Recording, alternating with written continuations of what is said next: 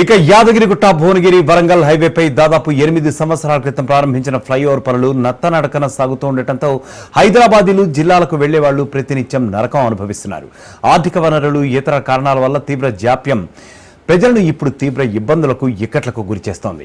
రోడ్లు భవనాల శాఖ మంత్రి కోమటిరెడ్డి వెంకటరెడ్డి ఉప్పల్ ఫ్లైఓవర్ పనులను పరిశీలించారు. త్వరలో ఈ పనులను పూర్తి చేసి ఫ్లైఓవర్ను అందుబాటులోకి తీసుకొస్తామని మంత్రి హామీ ఇచ్చారు. దసరా నాటికి ఫ్లైఓవర్పై వాహనాలు రైమంటూ తిరుగుతాయని మంత్రి ధీమా వ్యక్తం చేశారు.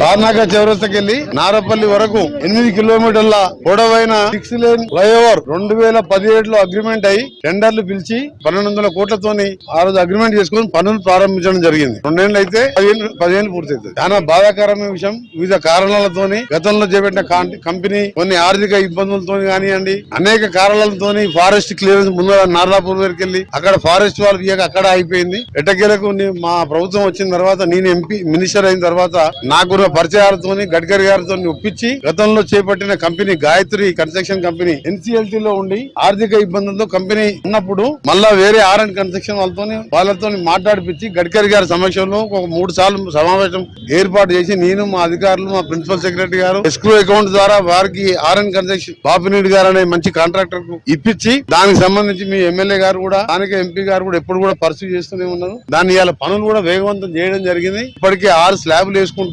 దాన్ని రేపు జిహెచ్ఎంసీ కమిషనర్ గారు చెప్తే ఆయన ఢిల్లీలో ఉండుకుంటూ సిఈ ఈఎన్సీ గారు ఎమ్మెల్యే ఎంపీ గారు అలాగే ఇతర అధికారులతోని మా స్పెషల్ చీఫ్ సెక్రటరీ గారు అందరూ కలిసి రేపు నా ఛాంబర్ లో రివ్యూ పెట్టుకున్నాం. ఇక్కడ నుంచి కూడా స్లాబ్లు వేసే కార్యక్రమం జిహెచ్ఎంసీ వేరే వాళ్ళకి ఇచ్చిన కాంట్రాక్ట్. వాళ్ళది 1.2 కిలోమీటర్ లెంత్, వీళ్ళది 6.8 మాది మా డిపార్ట్మెంట్ నేషనల్ హైవే. సో రేపు కంబైన్డ్ మీటింగ్ ఏర్పాటు చేయడం జరిగింది. ఒకటే టార్గెట్ పెట్టుకున్నాం. మా కాంట్రాక్టర్ కు మా ఇంజనీర్లకు చెప్పడం జరిగింది. గడ్కరీ గారు కూడా ఎప్పుడు కలిసినా ఉప్పల్తిగా క్యావోరా అంటాడు ఆయన. అంత ఇంట్రెస్ట్ చూపిస్తున్నాం. దీన్ని వచ్చే దసరా లోపే ఓపెన్ చేయాలని, దసరా నాటికి దీని ప్రజలకు సౌకర్యం కల్పించడం, దీన్ని ఓపెన్ చేయడం జరుగుతుందని చెప్పి మీ ద్వారా ఇక్కడ ప్రజానికానికి తెలియజేస్తూ, సరే వివిధ కారణాల వల్ల లేట్ అయింది కాబట్టి ఎవరిని బ్లేమ్ చేసే అవసరం లేదు. కొన్ని పెద్ద పెద్ద కార్యక్రమం 8 కోట్ల ఫ్లైఓవర్ 6 లేన్ అంటే హైదరాబాద్ ఇంత లెంత్ అయిన ఫ్లైఓవర్ ఆఫ్టర్ పివి నరసింహరావు తర్వాత ఇదే ఫ్లైఓవర్. ఇది 6 లేన్, అది 4 లేన్. సో అందుకనే డిలే అయింది. దీన్ని ఎవరిని నిందించుకోరే. నా వంతు మాత్రం మీ ఎమ్మెల్యే ఎంపీలు ఇక్కడ మా ఆఫీసర్లకు రోజు మాట్లాడుతున్నది ఏం ప్రోగ్రెస్, స్లాబ్ ఎప్పుడు ఇస్తుండ్రు, ఇంకేమైనా ఇబ్బందులు ఉన్నాయని ఇప్పుడు కూడా అడిగిన కాంట్రాక్ట్ ఏమైనా ఇబ్బంది ఉంటే చెప్పు, మేము ఫుల్ సపోర్ట్ చేస్తాం. రైట్. మొత్తానికైతే గత కొద్ది కాలంగా ఉప్పల్ వరంగల్ హైవేపై జరుగుతున్నటువంటి బ్రిడ్జి నిర్మాణం జాప్యం జరుగుతూ వస్తుంది. దానివల్ల వాహనదారులందరూ కూడా తీవ్రమైనటువంటి ఇక్కట్లు ఇబ్బందులు పడుతున్నారు.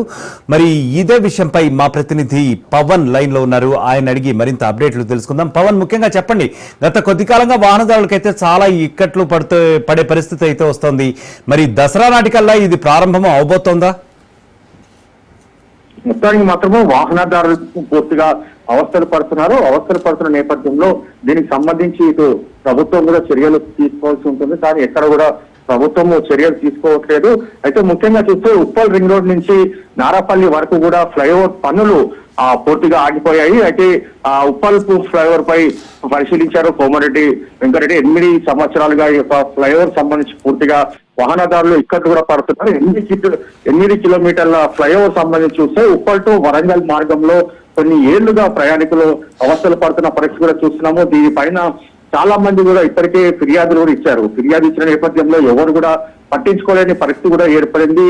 దీనిపైన చాలా సార్లు కూడా పనులు పూర్తి చేయాలని చెప్పి కూడా ధర్నాలు చేశారు, రాస్తారోకలు కూడా చేశారు. కానీ ఇక్కడ కూడా దీనికి సంబంధించి మాత్రం ఎవరు కూడా ఈ యొక్క ఫ్లైఓవర్ పనులు మాత్రం ఎవరు పట్టించుకోవట్లేదని చెప్పి కూడా ప్రధానంగా ఇటు వాహనదారులు కూడా చెప్తున్న పరిస్థితి కనిపిస్తుంది. మంత్రి కోమటిరెడ్డి వెంకటరెడ్డి కూడా ఈ యొక్క పనులుగా పరిశీలించారు. ఈ యొక్క ఫ్లైఓవర్ సంబంధించి పనులు త్వరలో పూర్తి చేస్తామని చెప్పి కూడా దీనికి సంబంధించి స్థానికులతో కూడా మాట్లాడిన పరిస్థితి చూస్తున్నాము. ఎందుకంటే 8 కిలోమీటర్ల ఫ్లైఓవర్ పనులు పూర్తిగా ఆగిపోవడంతో వాహనదారులు ప్రతిరోజు ఒకవైపు ట్రాఫిక్ సమస్యతో పాటు రోడ్డు సమస్య కూడా దీనికి సంబంధించి కూడా గుంతలుగా ఉండడము, పూర్తిగా అవసరం పడుతున్న పరిస్థితి కూడా చూస్తున్నాము.